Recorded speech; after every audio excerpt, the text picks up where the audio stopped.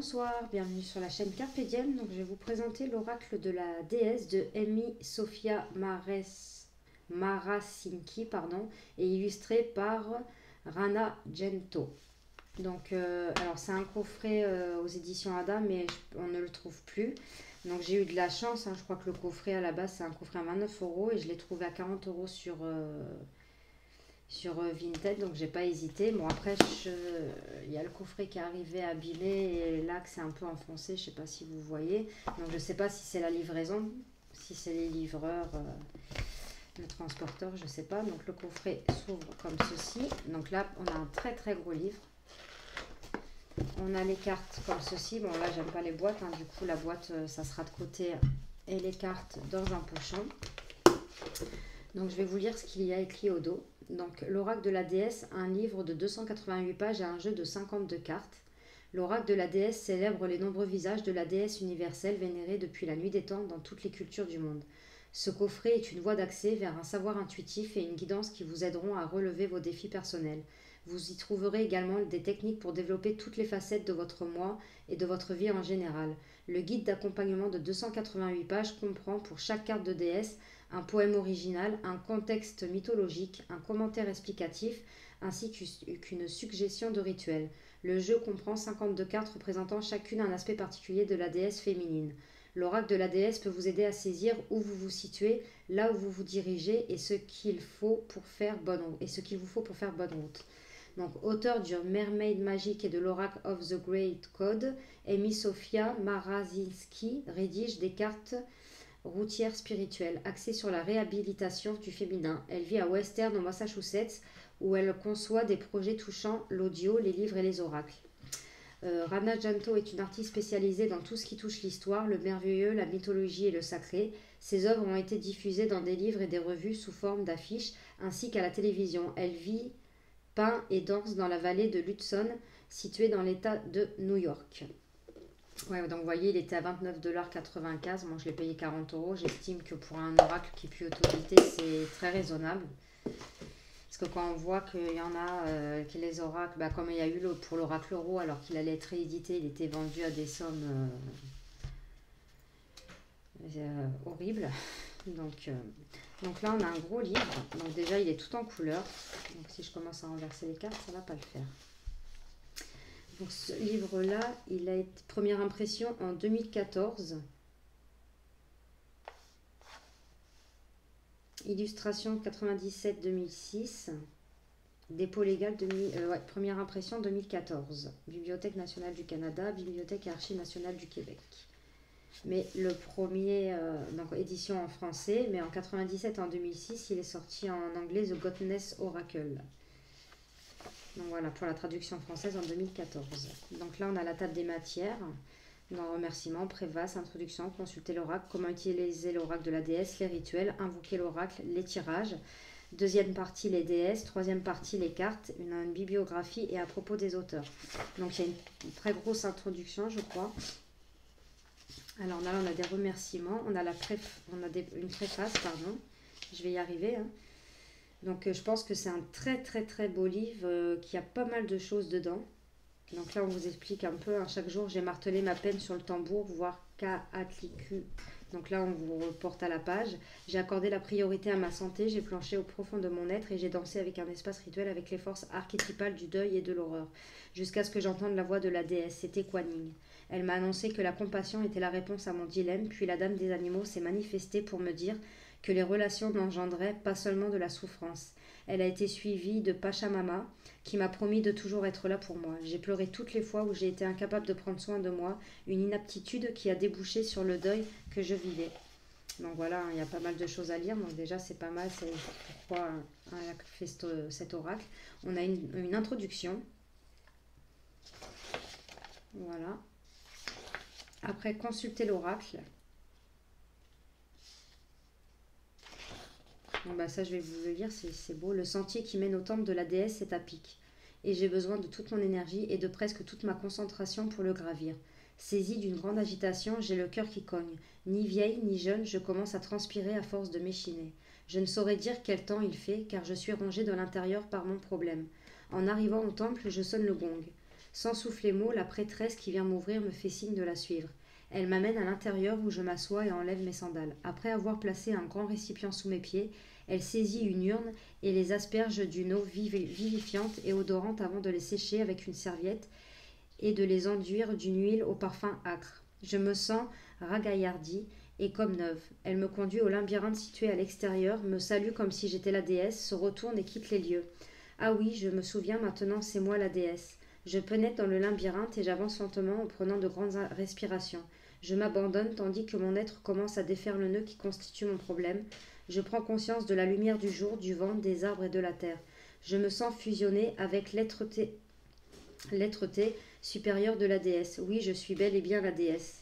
Je parcours le sentier en spirale, symbole labyrinthique de la déesse. Le parfum d'encens se fait de plus en plus concentré au fur et à mesure que j'approche du cœur du labyrinthe et la fumée est si dense que c'est à peine si je distingue le visage masqué de Pinosis, oracle de voix de la déesse. Je m'agenouille devant la grande prêtresse, j'énonce mon problème et je demande une réponse. J'ai la certitude absolue d'obtenir ce dont j'ai besoin et que tout ira bien. Donc, première partie, comment utiliser l'oracle de la déesse. Donc, il y a pas mal de choses à lire sur les rituels. Bon, j'aimerais bien tout vous lire, mais la vidéo durerait très longtemps. Parce que franchement, ce livre, il a l'air d'être super. Donc voilà, bâton à message. Donc on vous dit ce que c'est, le voyage intérieur, la danse tambour et chant. Voilà, créer un cercle, faire brûler de l'encens, invoquer des éléments, invoquer la déesse, élever l'énergie en dansant, envoyer l'énergie, libérer la déesse et le dieu, libérer les éléments et les points cardinaux et rouvrir le cercle. Donc voilà, donc là je vais voir de quoi lire. Invoquer l'oracle. Voilà. Les tirages, donc le tirage de Yoni, où triangle inversé est le symbole du féminin.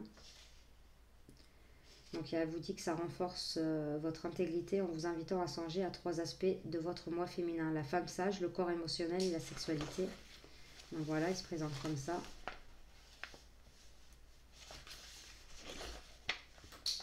Ensuite, on a le tirage de la place des contraires. On a le tirage du groupe de soutien des déesses. Donc la deuxième partie, on a les déesses. Donc on a la carte qui est représentée. On a le titre de la carte, le mot-clé, le petit poème, la mythologie. Donc ça c'est très bien pour apprendre les déesses. On a la signification de la carte et le rituel suggéré. Donc après quand vous êtes pressé, vous passez directement que si vous voulez faire ou même un gros tirage, vous passez directement à la signification de la carte. Donc c'est comme ça pour toutes les cartes. Voilà, et en fait celle-là, donc elle n'y est pas puisqu'en fait c'est le dos des cartes. Et on vous explique qu'on appelait Sibylle les proprétesses les plus renommées de l'Antiquité en Perse, en Libye, à Delphes, sur l'île de Samos, en Cimmérie, en Érythrée, à Tirbure, à Mars-Pessos, en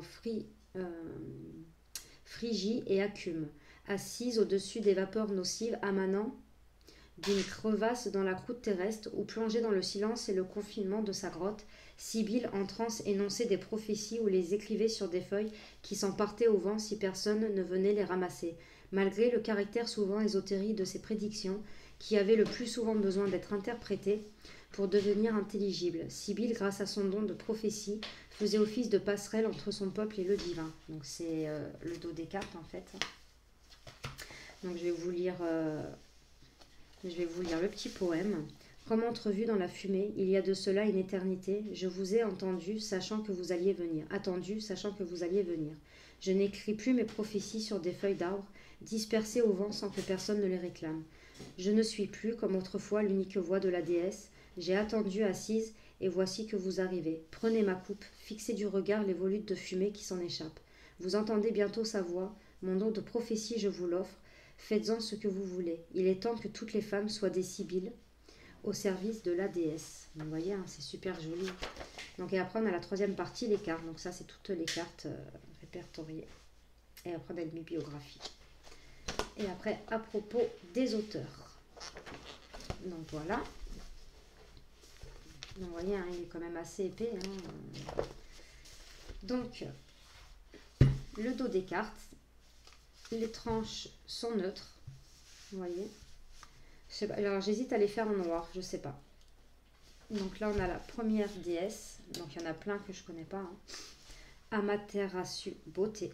Ah oui, j'ai oublié de vous dire la qualité des... Alors attendez, je relève un peu la caméra. La qualité des cartes est très très bonne. Elles sont super épaisses. Hein. Malgré qu'elles soient grandes, elles sont épaisses. Hop. Alors, Amaterasu beauté. Aphrodite, l'amour. Donc je les trouve très très belles. Artémis, souveraineté personnelle. Baba Yaga, femme sauvage. Donc vous allez voir, on retrouve beaucoup de déesses et j'ai l'impression que c'est un des plus complets en fait. Parce que j'en ai un sur les déesses et donc dites-moi si je me trompe, je sais pas. Basté, jeu. Bloodowed, trahison. Donc je sais pas si je les dis bien, hein, si je les prononce bien. Brigitte, inspiration. Géridwen, mort et renaissance. Femme changeante, cycle.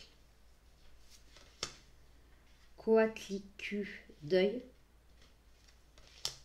Femme maïs, nourriture. Déméter, sentiments et émotions. Durga, limite. Donc vous avez vu, c'est pas les illustrations qu'on voit d'habitude quand même. Même les cas, enfin les dessins, je trouve. Éostre, croissance. Les Iréniès, crise. Ouais, ils font peur ceux-là. Hein. Eurynomée, extase. Freya, sexualité. Alors celui-là, Gilles Deptis, synthèse. Elle est magnifique. Hathor, plaisir. Hécate, carrefour. Estia, foyer. Inanna, accueille l'ombre. Isis, maternée. X-Shell, créativité. Elle est très belle aussi, elle. Regardez celle-ci. Kali, peur. Elle est magnifique. Kuan Yin, compassion. Elle est très beau visage, très bien dessiné. Dame des animaux, relation. Lakshmi, abondance. Lilith, le pouvoir. Mat, justice. Maëv, responsabilité. Donc il y a quand même 52 cartes. Hein. Maya, illusion. Donc vous le trouvez d'occasion. Minerve, croyance. Fée Morgane, rythme. Elle est belle aussi celle-ci. Nuwa, ordre. Nout, mystère. Oshun ou Oshun, je ne sais pas comment on dit, sensualité. Oya, changement. Pachamama, guérison, intégrité sacrée, elle est magnifique aussi. Pelé, éveil. Rhiannon, doute. Setna, victime. Sekhmet ou Sekhmet, colère et rage, je dirais le roi lion. Shakti, énergie. Alors celle-là, elle est dérangeante. Donc je pense que je vais avoir un travail à faire dessus. Elle me dérange énormément. Shelana, Gig, ouverture. Sophia, sagesse. Sphinx, défi. Sulis, maladie, bien-être. Tara, centrage. Usum, rire. Villa, changement de forme. Yemaya, lâcher prise. Donc on va tirer une carte d'une déesse et comme ça je vais vous lire ce qu'il y a écrit dans le livre. Ouais, je pense que les tranches je les ferai noires parce que ça me gêne en fait qu'on voit, vu qu'au milieu vous voyez c'est noir, et ben là je sais pas si vous voyez bien à la caméra, mais on voit une démarcation et j'aime pas en fait. Allez, un petit message pour nous, quelle déesse pour nous ce soir. Donc déjà, elle se mélange très très bien. Oh, il y en a trop qui sont... Il y en a 3, c'est un peu trop. Ah bah décidément, il veut parler le jeu. Je vais y arriver. Hein. Ah bah voilà. Nuwa, ordre. Donc ça doit être certainement en ordre alphabétique. Voilà. Donc voilà, on a la représentation de la carte, donc ordre. Alors je vais vous lire le poème, la mythologie, la signification. Donc il existe, alors je vais baisser un petit peu comme ça au moins. Hop. Il existe un modèle universel et je suis ce modèle naturel qui anime toute chose. Au commencement, j'ai créé le motif universel, la façon dont les choses sont et dont elles se meuvent, le modèle auquel elles doivent obéir. J'ai ensuite procédé à l'ordonnancement des saisons, à l'agencement harmonieux des coteaux et à l'aménagement des océans jusqu'à ce que l'ensemble soit agréable. Je suis l'ordre naturel des choses, je suis le modèle universel. Donc, dans la mythologie, à l'époque de ce que les peuples provinces d'Ebei et Shaanxi, dans le nord de la Chine appelé le Grand Chaos, Nuya, ou Nuwa, je ne sais pas comment ça se dit, la déesse au corps de dragon a remis de l'ordre dans l'univers. Elle a remplacé les piliers du ciel par des pattes de grandes tortues et réparé le ciel avec des pierres de couleur. Son intervention a permis à la pluie de tomber au moment propice et aux saisons de se succéder dans l'ordre. Les dragons juchés sur les deux templiers, donc on les voit là, je ne sais pas si vous les voyez, voilà, montent la garde à l'entrée de la trajectoire du soleil et de la lune. La boussole que Nuwa porte à la taille symbolise l'ordre. Donc on la voit là. Signification de la carte. Nuwa, moi je le dis comme ça, je sais pas, entre dans votre vie en flottant pour vous aider à y mettre de l'ordre. Le chaos menace-t-il constamment d'envahir votre vie et de vous submerger si vous vous accordez ne serait-ce qu'une minute de répit? Vous sentez-vous crouler sous les obligations? Vous sentez-vous très doué pour organiser la vie de votre patron, de votre famille ou de votre conjoint, mais complètement démuni lorsque vient le temps d'organiser la vôtre? L'ordre vous fait-il peur? Craindriez-vous de vous sentir prisonnière, incapable de passer harmonieusement d'une tâche à l'autre si vous mettiez sur pied un système qui vous convient? Ou peut-être vous êtes-vous imposé un cadre trop rigide, solide, lourd, comme coulé dans le béton, et vous suffoquez dans cette atmosphère. Le moment est venu d'adopter un modèle d'ordre qui nourrit votre force vitale au lieu de l'étouffer. Nuwa affirme que lorsque votre vie est ordonnée de façon naturelle, vous renforcez votre intégrité. Lorsqu'on impose un modèle artificiel qui vient de l'extérieur, on ne crée que rébellion et résistance. Donc le rituel suggéré, c'est voyage intérieur au palais de Nuwa. Choisissez un moment et un endroit où vous ne serez pas dérangé. Assoyez-vous, allongez-vous confortablement, le dos bien droit et fermez les yeux. Prenez une grande inspiration et expirez lentement. Inspirez de nouveau profondément et à l'expiration, sentez que vous devenez plus légère.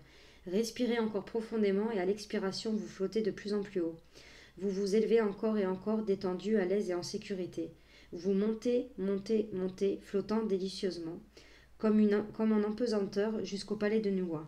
Les portes s'ouvrent, vous traversez une série de portes au fur et à mesure que vous avancez, et voici que vous vous retrouvez dans la grande salle du trône où se tient Nuwa.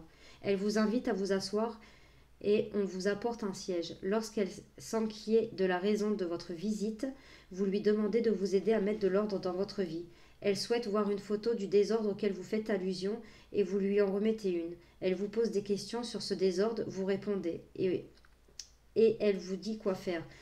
Elle vous demande ensuite un cadeau que vous lui remettez de bon cœur. Vous la remerciez et revenez au portail principal à travers les mêmes portes que précédemment, lesquelles se renferment derrière vous. À l'entrée du portail, un nuage blanc et duveteux s'approche. Vous y plongez puis l'amorce sa descente. Vous avez des idées claires et vous êtes concentré tout au long de la descente qui se poursuit pendant un bon moment. Vous vous laissez ainsi porter toujours plus bas. Vous descendez, descendez, descendez, détendu et reposé jusqu'à ce que vous reveniez dans votre corps. Inspirez profondément et à l'expiration, ouvrez les yeux. Bienvenue chez vous. Alors franchement, c'est super beau. Donc, alors, c'est compliqué, oui et non, à faire. Mais c'est des rituels que l'on peut faire, quoi. C'est pas qu'il faut plein de choses qu'on n'a pas chez soi ou quoi. Donc franchement, je trouve pas mal. J'aime beaucoup le livre. Donc je sais pas, dites-moi si vous l'avez. Dites-moi ce que vous avez pensé de cette présentation de cet oracle. Donc là, je vous mets un dos de carte et la carte et le livre. Donc n'hésitez pas à mettre des commentaires. Dites-moi si vous l'avez, comment vous l'utilisez. N'hésitez pas à mettre un petit pouce et à vous abonner. Moi, je vous fais de gros bisous et je vous dis à de prochaines vidéos. Merci.